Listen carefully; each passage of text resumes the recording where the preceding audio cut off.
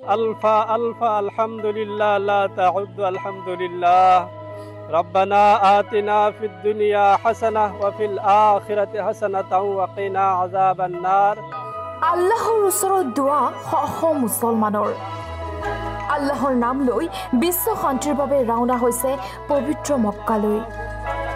আল্লাহক প্ৰাৰ্থনা কৰিছে, হে আল্লাহ, আমাৰ যদি কিবা দুখ হৈছে মাফ কৰি দিবা। যেনেদৰে আমি যাবলৈ ওলাইছোঁ তেনেদৰে যাতে আমি ঘূৰি আহিব পাৰোঁ, আমাক দোৱা কৰা। নিশ্চয় আমি গুনাহগাৰ, খাতাকাৰ, সিয়াকাৰ, ৰিয়াকাৰ, বদকাৰ মাওলা। যদিও গুনাহ কৰিছো মাওলা, তোমাৰ ৰহমতত পৰা বেশি গুনাহ কৰি নাই মাওলা। তুমি আমালোকৰ গুনাহৰ ফালে নাচাই তোমাৰ ৰহমতেৰ ফালে চাই আমাৰ সকলোকৰ জিন্দগীৰ গুনাহ খাতা মাফ কৰে দিবা মাওলা।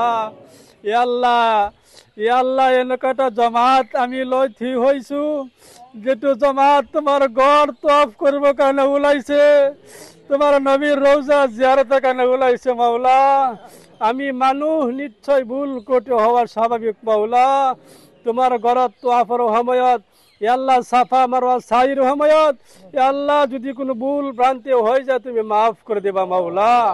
নবীর রওজা জিয়ারতের সময়ত যদি কোনো ভুল ভ্রান্তি হয় তুমি মাফ করে দেবা মাওলা। আল্লাহ আমি আমানত দিছো, আল্লাহ সকলে নিজের মাতৃভূমি এরি, আল্লাহ নিজের সন্তান সন্ততি কেরি, মা বনি সকলক এরি তোমার রওজা, তোমার ঘর নবীর রওজা জিয়ারতের কারণে গৈ আছে মাওলা। আল্লাহ যেনেকুৱা সুস্বাস্থ্যত গৈ আছে মাওলা, তুমি তেনেকুৱাভাৱে আল্লাহ সুস্বাস্থ্য দান কৰিবা মাওলা। এয়া পবিত্ৰ মক্কালৈ যাত্ৰা উত্তৰ পূৰ্বাঞ্চলৰ বৃহৎ উমৰাহ হজ যাত্ৰীৰ দল।